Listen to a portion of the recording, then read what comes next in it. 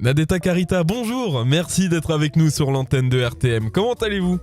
Eh bien écoutez, ça va très très bien. Alors vous êtes choriste, vous êtes aussi membre du chœur Les Donnas de Cor, les Dames de Chœur en français. Vous produisez pour un concert ce mardi 22 janvier, c'est à 20h au pôle culturel du Taillan-Médoc. Les Donnas de Cor en soi, c'est un quatuor féminin de polyphonie fondé en 2005 à Tarbes dans les Hautes-Pyrénées. Alors ma première question est très simple, comment a été fondé ce groupe ?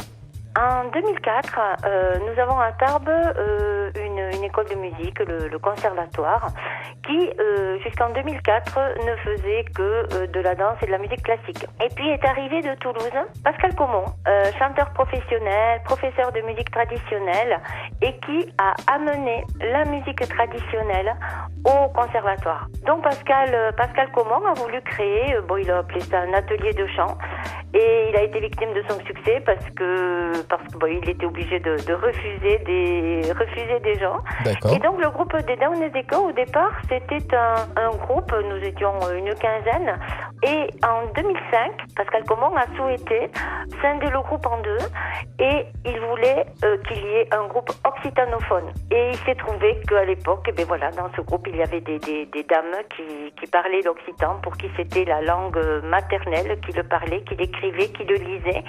Et c'est à partir de là qu'est né le groupe des Donnas de Cor. Concernant l'occitan, est-ce que c'est une langue qui est encore beaucoup parlée dans les Pyrénées et ailleurs ? Oui, et même c'est une langue pour laquelle il y a un engouement, de plus en plus présent. Il y a des écoles calendrettes, je ne sais pas si vous connaissez. Ce sont des écoles, c'est un peu comme les Ikastola au Pays Basque, c'est-à-dire l'enseignement est dispensé uniquement en occitan. Alors, la spécificité de votre chœur consiste à mettre en avant la culture pyrénéenne lors de vos concerts. Les Donnas de Cor offrent des chants en français, mais surtout en occitan, qui est la langue natale de l'endroit où vous vivez, proche de Tarbes. Quel est l'objectif ? Cette langue, nous la portons haut et fort, et le chant, c'est quelque chose qui également est vraiment culturel chez nous, très très ancré chez nous. Moi, pour exemple, vous voyez, j'ai 62 ans, j'ai commencé à chanter à l'âge de 5 ans et je ne me suis jamais arrêtée. Et toujours dans cette tradition du chant traditionnel des Pyrénées. Moi, j'étais d'une famille de chanteurs, mes parents chantaient, mes frères et sœurs chantaient. Et si vous voulez, ça a toujours été très festif. C'est-à-dire que il n'y avait pas de fête, de rencontre familiale sans que le repas ne se termine par des chants. Alors, vous réalisez des concerts a cappella, c'est-à-dire sans aucun instrument.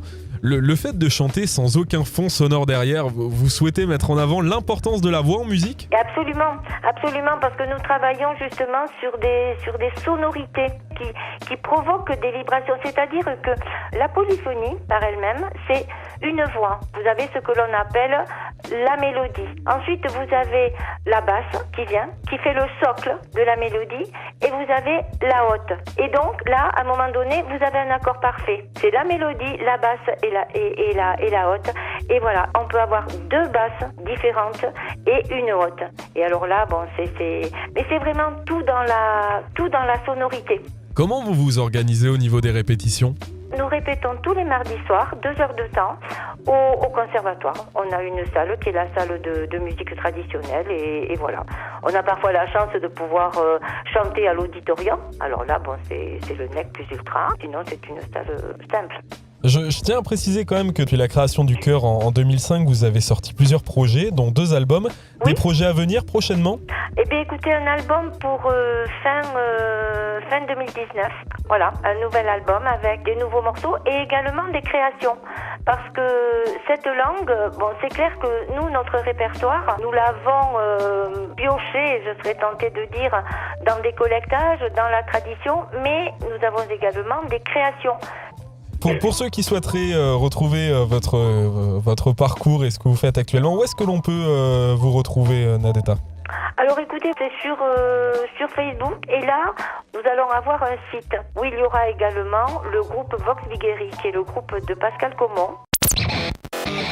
Les Donnas de Cor en concert, ce sera le 22 janvier à 20h au pôle culturel du Taillan-Médoc, et c'est avec RTM.